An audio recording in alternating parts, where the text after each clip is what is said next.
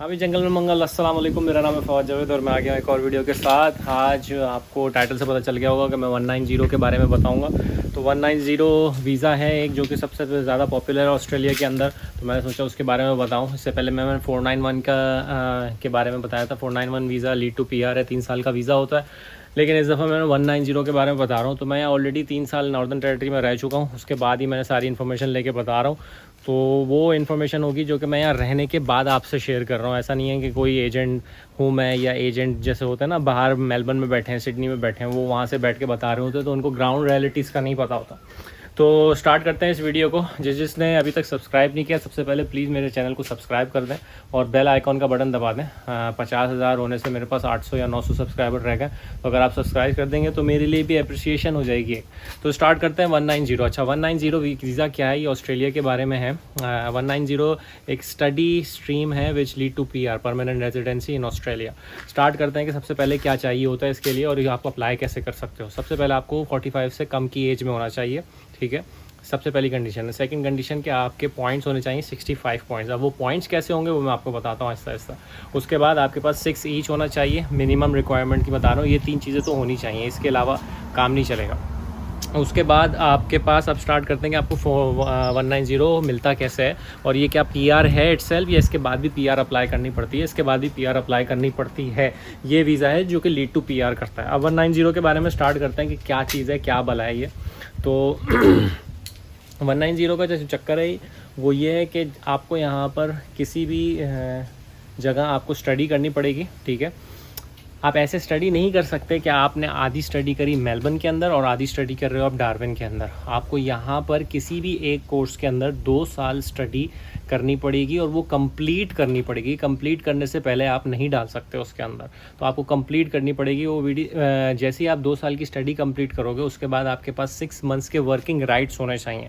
वो लोग जो कि स्टूडेंट वीज़ा ख़त्म करके आ रहे हैं डार्विन और अपनी TR भी फिनिश करके आ रहे हैं डार्विन, उनको वो 6 महीने की फैसिलिटी नहीं मिलेगी स्टडी के बाद। स्टडी के 2 साल कंप्लीट होने के बाद आपके पास 6 मंथ्स का फुल वर्किंग राइट्स होने चाहिए जो कि 485 के होने चाहिए, ठीक है। ये कंडीशन लिखी हुई है, मैं लिंक में लगा दूंगा, लिंक में पढ़ भी लेना। ये पहली कंडीशन है। 2 साल की स्टडी कंप्लीट करी। अब वो 2 चीज़ें होती हैं, या तो आप वो स्टडी कंप्लीट करो जो कि स्किल ऑक्यूपेशनल लिस्ट में SOL लिस्ट के अंदर है, जो लीड टू PR है, या वो स्टडी कंप्लीट करो जो कि लिस्ट में नहीं है, ठीक है। अब मैं इसमें वो चीज़ें बता देता हूँ जो थोड़ी सी कॉम्प्लिकेटेड है। 190 के अंदर जब आप स्टडी 2 साल की कंडीशन पूरी करते हो तो जो स्टेट है उसकी कंडीशन पूरी हो जाती है कि आपने 2 साल यहाँ पे स्टडी किया, आपने यहाँ पे रहे हो और आपने कमिटमेंट दिखाई है और आपके पास 6 महीने के फुल वर्किंग राइट्स भी हैं, तो वो आपको इनविटेशन देते हैं। पहले वो आपको इनवाइट करेंगे, वो आपसे डिक्लेरेशन लिखवाएंगे, आपको पहले एक डिक्लेरेशन फॉर्म भेजेंगे। जैसे ही वो आप डिक्लेरेशन फॉर्म में लिखा होता है कि आप 2 साल की स्टडी करोगे, यहाँ पर आपने कर लिया, आपने सारे डॉक्यूमेंट्स कंप्लीट कर लिए। अब आपको डिक्लेयर करो कि आपको यहाँ पर आपको कमिटमेंट करना है कि आपने यहाँ पे 3 साल टोटल 5 साल रहना भी है, ठीक है। लेकिन उसके अंदर ज़रूरी नहीं है कि आपको वहीं उसी स्टेट में रहना, आप कहीं पे भी रह सकते हो, क्योंकि वो आपको एक दफ़ा PR दे देंगे, उसके बाद आपकी मर्ज़ी, आपको कहीं पे भी जाना है आप चले जाओ।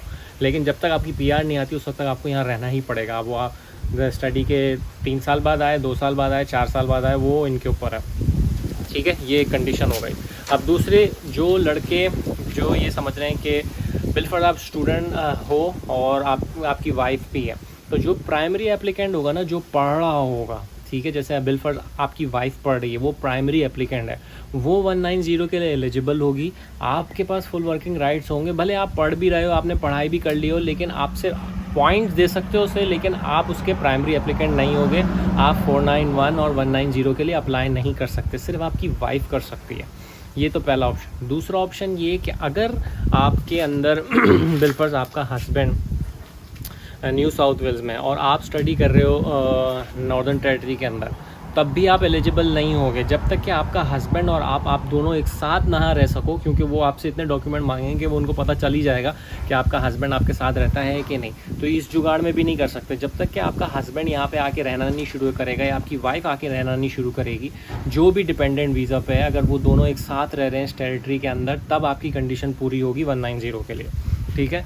ये हो गई दूसरी तीसरी कंडीशन। उसके बाद एक और सबसे ज़्यादा इम्पोर्टेंट जो कंडीशन है वो आजकल ये चल रही है कि लोगों ने किया ये कि वो 190 के लिए 2 साल स्टडी करते हैं, सब कुछ करते हैं, 2 साल की स्टडी हो गई उनकी। अब जब 2 साल की स्टडी होती है ना और 6 महीने का उनके पास फुल वर्किंग राइट्स भी होते हैं, तो वो जब 6 महीने के फुल वर्किंग राइट्स होते हैं ना, वो जाके पाकिस्तान में या इंडिया में शादी करके आ जाता है, ठीक है।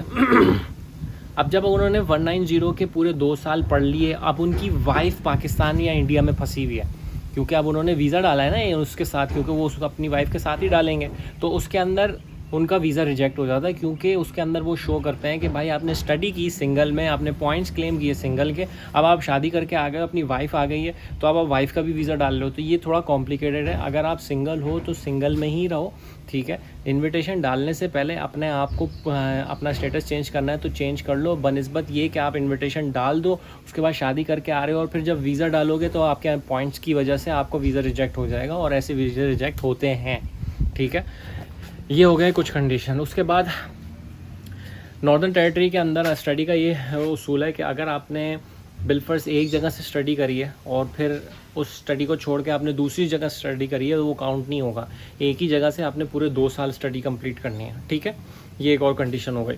उसके बाद जब आप स्टडी कंप्लीट कर लेते हो तो भाई प्लीज़ ये दिमाग में याद रखना कि जो 6 महीने होते हैं ना, उसके अंदर इसमें लिखा हुआ है कि आपको अपना काम ढूंढना है और क्लोजली रिलेटेड काम ढूंढना है। ये कोई कंडीशन नहीं है कि अगर आपको काम ना मिले तो आपको वीज़ा नहीं मिलेगा या आपको इन्विटेशन नहीं मिलेगा। जैसे आपकी स्टडी, जिस दिन आपको कंप्लीटेशन लेटर मिलेगा उस दिन से आपके 6 महीने स्टार्ट हो जाएंगे। 6 महीने के अंदर आपने काम ढूंढने की कोशिश करनी है। बिलफर्ज आपने जो भी अगर आपने अकाउंटिंग का किया, आईटी किया है, जो भी कंपनी है ना, उधर अप्लाई करो। वहाँ से अप्लाई करोगे, उसका स्क्रीनशॉट ले लो, और जब वहाँ से रिजेक्शन आती है कि unfortunately you are not successful, उसका भी स्क्रीनशॉट ले लो। तो 6 महीने में कम से कम 10 से 15 या 20 जगहों पे अप्लाई करो, भले आपकी जॉब हो या ना हो, ठीक है। ज़रूरी नहीं है कि you have to work in your field. लिखा हुआ है, ऑनलाइन लिखा हुआ है, अगर पढ़ाकू बनोगे उसके अंदर तो फिर आपका काम नहीं होगा, क्योंकि बहुत सारे लोगों को CDU से पढ़ने के बाद, इंजीनियरिंग करने के बाद, IT करने के बाद भी जॉब नहीं मिलती। इतना ज़्यादा स्कोप नहीं है यहाँ पर, और जिनको भी मिलती है हो सकता है उनको पार्ट टाइम मिले, कैजुअल मिले, तो बहुत लिमिटेड रिसोर्सेज हैं यहाँ पर। क्योंकि यार इतना बच्चा एक साथ आ रहा है, अभी इतना बच्चा एक साथ आ रहा है, तो हर किसी को जॉब नहीं मिल सकती इतनी आसानी से, ठीक है। और जॉब्स मिल सकती हैं लेकिन फील्ड में बहुत मुश्किल होती है जॉब मिलना, और अगर मिल जाए तो वो लकी है, और मिलती भी हैं, ऐसी बात नहीं है कि नहीं मिलती, मिलती भी हैं लेकिन थोड़ी कम होके मिलती है। तो 6 महीने आपने यहाँ रहना है। उसके बाद 6 महीने के अंदर आपको 65 पॉइंट्स करना है, जो कि स्टडी और एज के आपको पॉइंट्स मिल जाएंगे। सिंगल हो और सिंगल के क्लेम्स होंगे, अगर मिंगल हो तो मिंगल के पॉइंट्स क्लेम होंगे। तो ये बेसिक चीज़ें हैं 190। मैं फिर बोल रहा हूँ, नॉर्दर्न टेरिटरी अभी भी बहुत लीनियंट है। अगर यहाँ आ रहे हो तो CDU से पढ़ो, अगर आपकी वाइफ है तो CDU से पढ़ाओ। शुरू के 2 साल सिर्फ मुश्किल होंगे, उसके बाद ज़िंदगी आसान हो जाएगी। जो लोग मुझसे बाहर से देख रहे हैं उन सब के लिए भी बता रहा हूँ कि भाई अगर तुम्हें आना है, तुम फ्रेश हो तो डार्विन में आओ, डार्विन में स्टडी करो, डार्विन में ही 2 साल स्टडी करके यहाँ पे 190 करो। उसके बाद अपना PR अप्लाई करो, PR लेके उसके बाद फिर मेलबर्न सिडनी में कहीं पे भी मूव हो जाओ।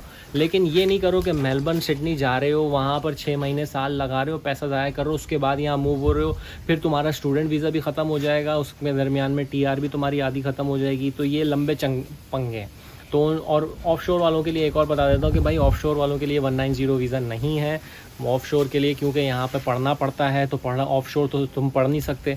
जिन्होंने कोविड में पढ़ा है उनका डिफरेंट सिनारियो होगा, वो डायरेक्ट क्या कहते हैं, उनका वो एलिजिबल होंगे क्योंकि उस वक्त बॉर्डर्स बंद थे, ठीक है, तो उस वक्त कुछ भी नहीं कर सकते थे। लेकिन जो अभी फ्रेश आ रहे हैं, जिन्होंने पढ़ा है, उनके लिए, सबके लिए बता रहा हूँ 190 बहुत एक अच्छी चांस है। बहुत सारे लोग इसके लिए जा रहे हैं, बहुत मेहनत करनी पड़ती है। $16,000 सेमेस्टर की फ़ीस है, $17,000 सेमेस्टर की फ़ीस है, आसान नहीं है। लेकिन एक दफ़ा वो दे दो, एक दफ़ा मेहनत कर लोगे, 2-3 साल में तुम्हारी आराम से यहाँ पे 3 साल से 3.5 साल के अंदर PR हो जाएगी।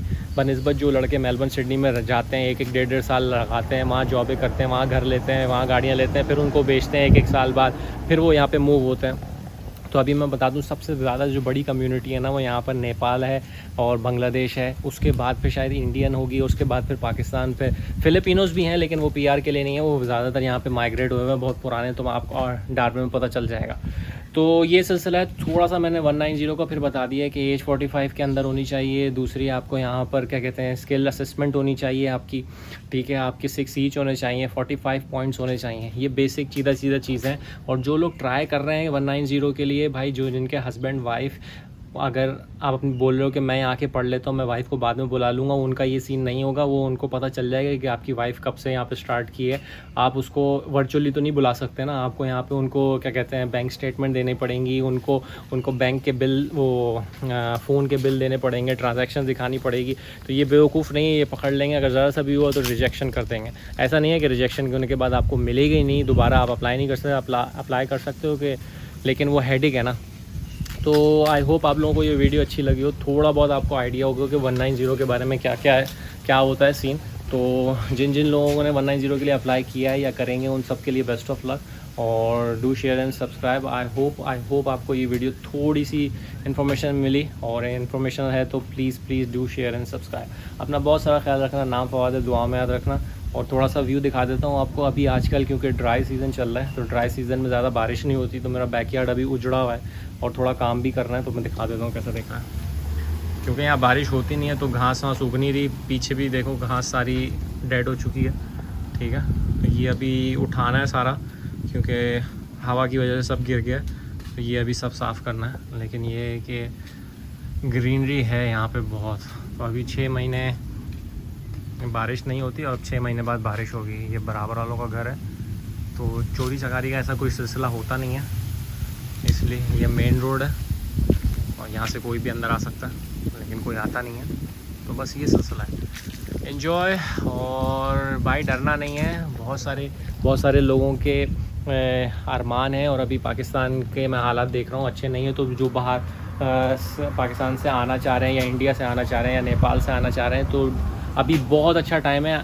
अगर आपके पास डॉक्यूमेंट सारे सही है ना, तो आप अप्लाई ज़रूर करो। भले रिजेक्ट हो जाए, लेकिन अप्लाई ज़रूर करो, पीछे मत हटो, क्योंकि अभी चांसेस बहुत ज़्यादा हैं। 160,000 के कोटे से 195,000 कोटा कर दिया है। हर जगह शॉर्टेजेस है, क्योंकि हर बंदा रीजनल मूव हो गया है। तो जो बड़े सिटीज़ में लोगों की जॉब्स थी वो कम हो गई हैं। कोई कर नहीं रहा, कोई और जॉब्स नहीं कर रहा, कोई बहुत कम ऊबर ड्राइवर यहाँ मूव हो गए, टैक्सी ड्राइवर मूव हो गए हैं, क्या कहते हैं, क्लीनिंग की जॉब्स नहीं हैं। तो बड़े शहरों में जॉब्स अपॉर्चुनिटीज़ बहुत हैं, लेकिन वहाँ PR नहीं है। PR है रीजनल के अंदर, और यहाँ रीजनल के अंदर पैसा भी बहुत है भाई। जब आओगे तब पता लगेगा। चलो मिलते हैं नेक्स्ट वीडियो। टेक केयर, अल्लाह हाफ़िज़, बाय।